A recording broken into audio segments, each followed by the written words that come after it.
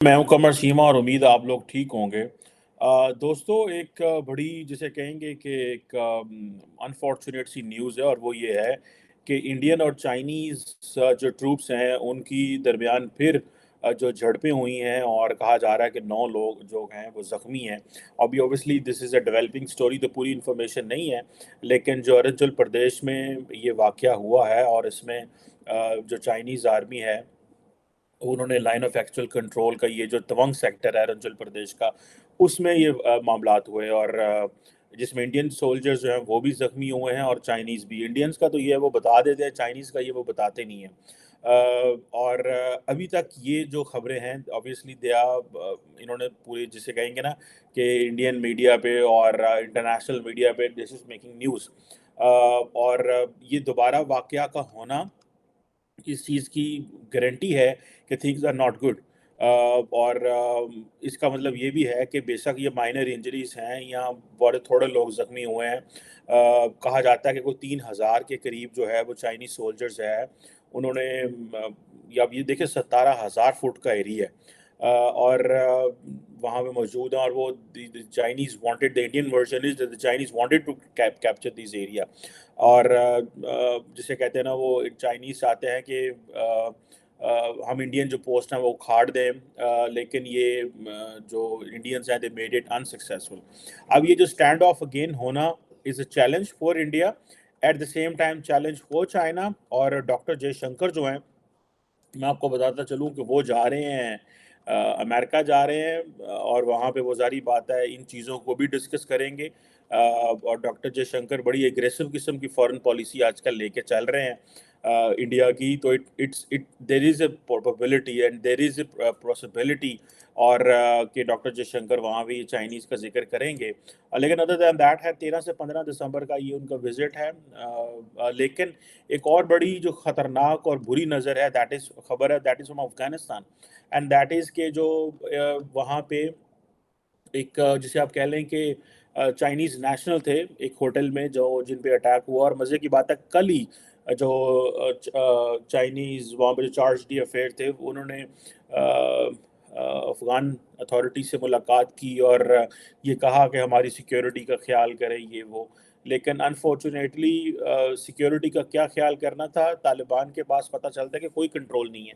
ये चीज़ें जो हैं यहाँ तो सेंट्रल एशियन बेस्ड ग्रुप्स जो हैं वो वहाँ पे they are calling the shots. Islamic State, Al Qaeda, they are the ones who are calling the shots there.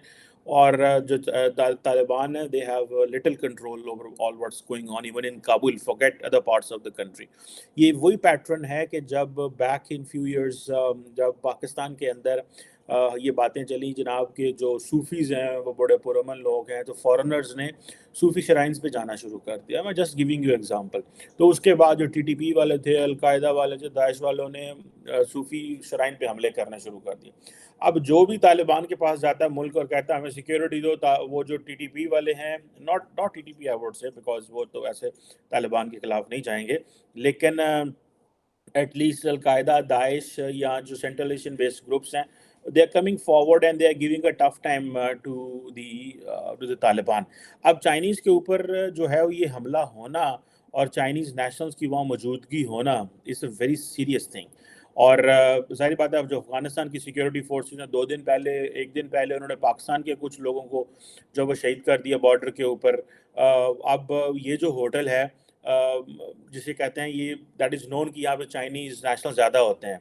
अब ये होटल जो है इसमें चाइनीज़ नेशनल की मौजूदगी होना, इंटरनेशनल जो गेस्ट की मौजूदगी होना एंड देन इस तरह के वाक़यात जो हैं वो होना, दैट मेक्स द केस कि things are not good in Afghanistan and nobody will trust the Afghan government, nobody will trust what's going on there.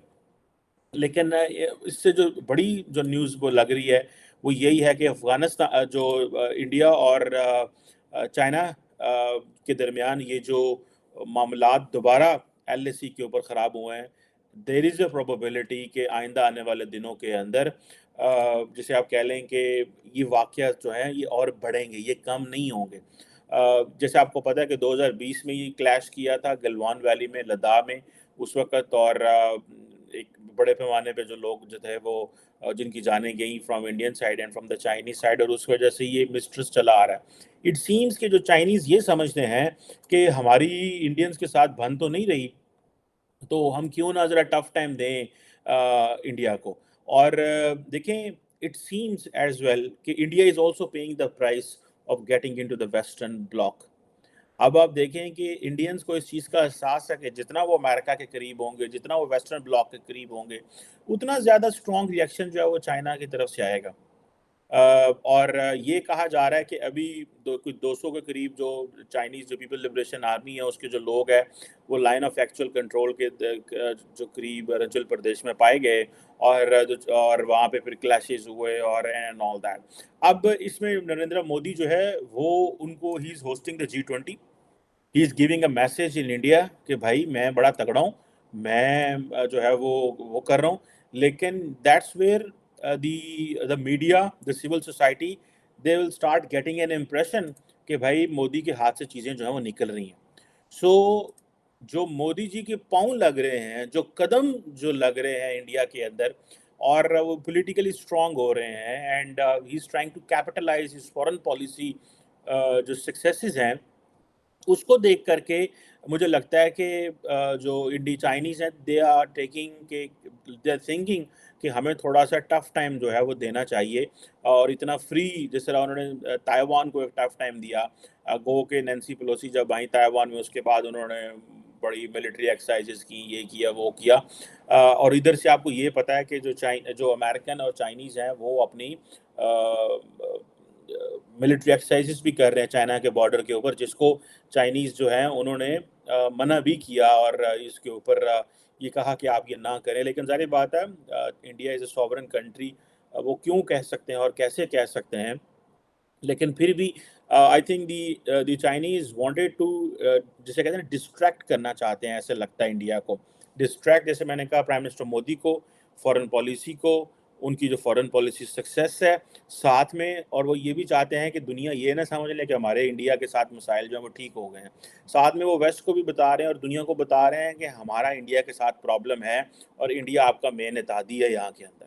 सो जो इंडिया आपका मेन इत्तेहादी है ये इस खित्ते के अंदर, और इंडिया के साथ हमारे मसले हैं, सो बी केयरफुल। सो जर्मन्स जैसे फॉर एग्जांपल, यूरोप के अंदर जर्मनी का बड़ा उनका है। और मज़े की बात यह है कि चाइनीज़ अंडरस्टैंड कि they can single handedly engage with the Indians. जैसे कि फॉर एग्जांपल मुझे याद है कि 2020 में जब ये इंडियंस और चाइनीज़ ट्रूप्स का क्लैश हुआ, तो Pakistani side offered the Chinese कि हम आपको साथ लेके चलते हैं, हम मिल के ये करते हैं, हम मिल के चाइनी इंडियन एग्रेशन को लेके देखते हैं। लेकिन द चाइनीज़ जो थे उनको समझ थी इस बात की कि नहीं, उन्होंने कहा नहीं, ये हमें नहीं करना। और शुक्रिया करके उन्होंने ये जो है वो वापस कर दी।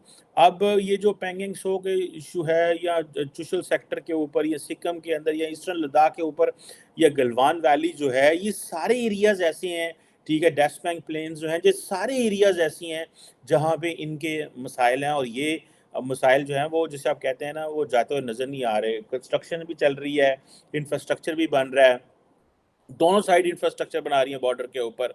और दोनों साइड जो हैं वो धड़ाधड़ लगे हुए हैं, कोई एक साइड भी नहीं कर रही अपने आप को, जिसे कहते हैं ना, ये अब वो बन चुका हुआ है एक एक एक जिसे कहें कि एक एक चीज़ बन चुकी हुई है कि ये दोनों ने अपने फुटप्रिंट्स वहाँ एस्टैब्लिश करने हैं। सो ये एक, let's see what comes out of this. लेकिन फॉर अ मोमेंट मुझे नहीं लगता कि इसकी सिर्फ टैक्टिकल गेन्स हैं कोई। देखें, इंडिया और जो चाइनीज़ फ़ौजी हैं वो आपस में डायलॉग भी कर रहे हैं, बातें भी कर रहे हैं, मिलिट्री लेवल की डिस्कशंस भी हो रही हैं। इसका मकसद जो है, इसका मज़ीद मिसट्रस्ट पैदा होगा, जो अफ़वाज बॉर्डर के ऊपर LAC line of actual control के ऊपर एंगेज कर रहे होंगे। सो क्या ये उनके दरमियान मिसट्रस्ट पैदा करने की ज़रूरत है? नहीं। ये बेसिकली एक लार्जर ऑडियंस के लिए मिसट्रस्ट पैदा करने की ज़रूरत है, और ये लार्जर ऑडियंस को ये मैसेज देने की ज़रूरत है। और दूसरी बात, the way Indian media portrays all that these days, पहले इंडियन मीडिया नहीं पोर्ट्रे करता था। अब इंडियन मीडिया जो है वो एग्रेसिवली पोर्ट्रे करता है व्हाट्स गोइंग ऑन देयर। जो भी इंडियन मीडिया जो अगर छोटी-मोटी कोई चीज़ भी हुई, तो वो इसको इस तरह पोर्ट्रे करेंगे जैसे जंग हो गई। क्योंकि एक तो ये है कि मीडिया का ये है कि that is largely pro BJP, pro Modi media है। तो एक तो वो भी उन्होंने बताना होता है, एक माहौल बनाना होता है उसके हक में, और दूसरा उन्होंने जो जिसे कहते हैं ना कि वो नेशनलिज्म भी प्रमोट करनी होती है। एंटी चाइना सेंटिमेंट्स भी इंडिया के अंदर अबाउट चाइना बहुत ज़्यादा है। So it seems at the end of the day कि ये एक बड़ा जैसे कहें ना एक एक प्रॉब्लमेटिक सिचुएशन है, जहाँ पे media will try to favour the BJP and the prime minister Modi by making it like कि जी देखें प्राइम मिनिस्टर बड़ा काम कर रहे हैं, एंड द चाइनीज़ जो हैं they will try to give a message globally कि भाई इतने आसानी से आप जो है वो चीज़ें नहीं हो सकती, कि आप जो है वो अगर इंडिया के साथ इंगेज कर रहे हैं, कोऑपरेट कर रहे हैं, उनको एक सपोर्ट कर रहे हैं, तो मेक इट श्योर कि हमारे उनके साथ जो है वो मसाइल अपनी जगह पे एग्जिस्ट करते हैं। लेकिन the best of the best thing among all is, इसके बावजूद इंडियंस और जो चाइनीज़ हैं they are having $125 billion trade, और ये ट्रेड बढ़ने के चांसेस हैं, ट्रेड कम नहीं होनी, $125 बिलियन ट्रेड।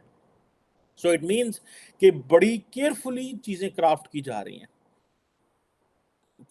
जिसे कहते हैं ना, अमेरिकन तो कहते हैं ना कि जी हाँ हमें हेल्दी कंपटीशन करना है, कॉन्फ्लिक्ट की तरफ नहीं जाना। When it comes to India China there is a conflict and there is a cooperation. India America China में cooperation and competition. So cooperation and competition and conflict and जिसे आप कह लें कि कोऑपरेशन जो है वो इंडिया और अमेरिका के दरमियान, अमेरिका और इंडिया के अमेरिकन एंड चाइनीज़ के बीच है। दैट मेक्स द केस कि बेसिकली जो चाइनीज़ है वो बड़े स्मार्टली खेल रहे हैं इस सारी केस को और इंटरनेशनल ऑडियंस को मैसेज दे रहे हैं। एंड लाइकली पॉसिबिलिटी ये है कि ये जो चाइना इंडिया ये जो भी एलएसी के ऊपर और ये जो इस जो जो सेक्टर था, तवांग सेक्टर जो है अरुणाचल प्रदेश का, ये आप देखिएगा कि the Indian media will portrait and the BJP will like to portrait in their own favour as if वो कोई बहुत बड़ा महाज लड़ रहे हैं, and as if things are all in their control, because they are controlling the entire narrative through the media. लेकिन at the same time it's very bad in a way कि इसके अमन को ख़तरा है, और अगर अमन को ख़तरा होता है तो खैर हम तो बाहर हैं इससे अभी तक, और पाकिस्तान को बाहर ही रहना चाहिए, क्योंकि ना तो हमारे तो चैलेंजेस ही बिल्कुल और हैं। इंडिया और चाइना के पास तो शुरनीय पटाखे हैं, वो तो चला चलू लेंगे, हमसे अभी नहीं चलने, और हमने 15-20 साल इतने शुरनीय पटाखे चला लिए हैं कि हम जो है वो वी कांट अफोर्ड एनी। हमने 15-20 साल नहीं, हमने 75 साल शुरनीय पटाखे चलाए हैं, तो उसके बाद हमारे पास तो कोई ऑप्शन नहीं है कि हम चीज़ें जो हैं वो देख सकें। लेकिन this is something serious and there will be a follow up, I am 200% sure on this LAC. ये नहीं हो सकता कि फॉलो अप ना हो, क्योंकि एक साइड जो है उसको ज़्यादा घाव ज़ख्म लग गए हैं, तो दूसरी वो कहेगी मैं थोड़े दिन बाद या एक दिन बाद इसको मैनेज करूँगा। So there is a probability of that before that के जो बॉर्डर पे वो फौजी बैठे हुए हैं वो फ्लैक्स लेवल की मीटिंग हो और चीज़ें बेहतर कर लें। But let's hope for the peace and let's pray for the peace. Thank you very much.